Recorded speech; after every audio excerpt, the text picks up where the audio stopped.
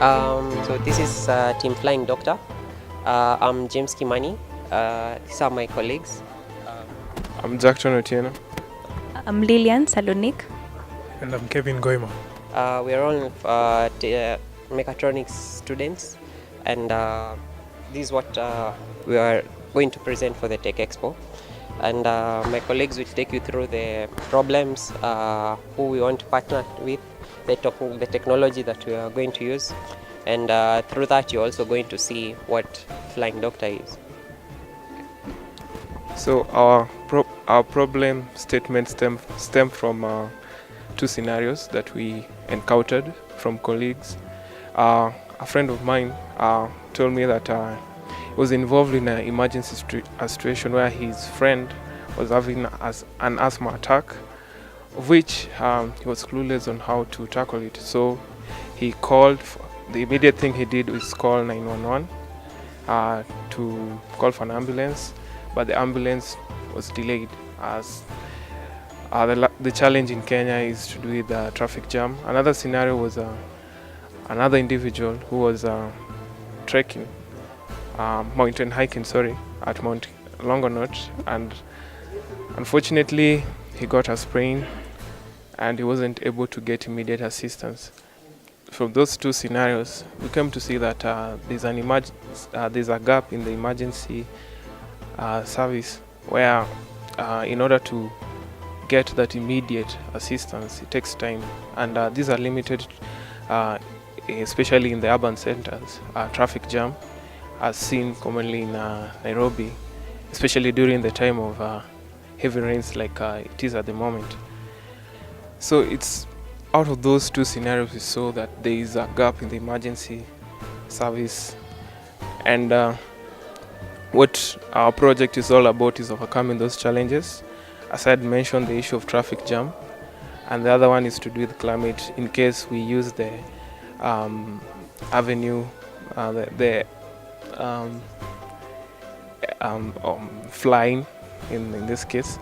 So ours is integrating those two aspects to have something that is very agile, that can fly and be driven, and as well as offering live audio feedback, communication feedback, in which whoever is in need of immediate emergency assistance can be directed on how to go about it. I'll hand it over to my colleague to talk about the technology behind it.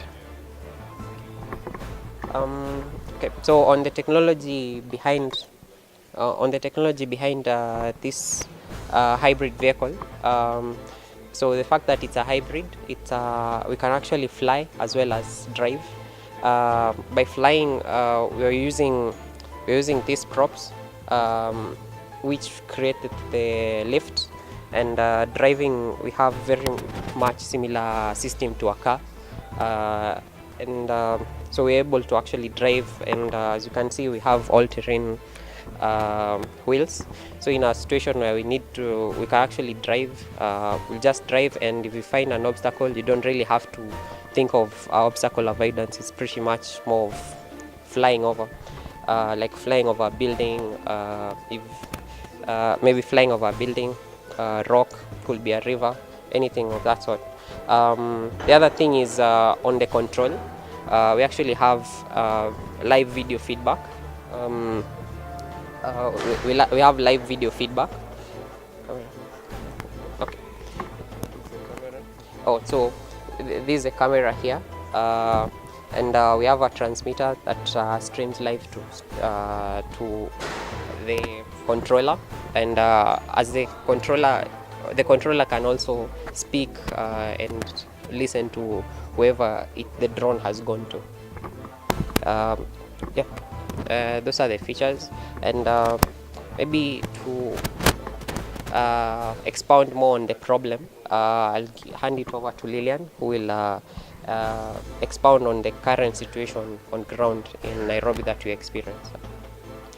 Okay, so from our research, we gathered that emergency response services receive around 10,000 calls annually, and out of the 10,000, they're only able to respond to 4%, In a day, they receive around 625 emergency calls, and they're only able to respond to around 25 of those cases.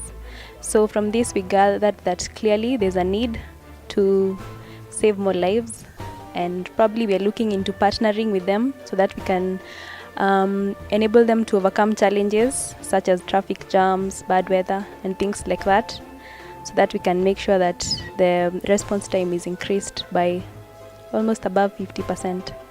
So I'll hand it over to Goima. Okay, like she stated, the problem is in the emergency response. So our main partners, or who we'd like to partner with, are the same emergency service providers, and try to bridge that gap that they are currently experiencing, as well as any other medical emergency service providers. We hope that they can come to feel as strongly about it as we do, and that they can help us, and we can make life better and at least save a few lives. Thank you.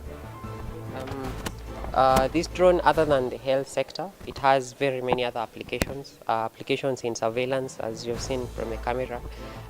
We can also use it for security purposes. A perfect example will be maybe the poaching problem we have in Kenya Wildlife.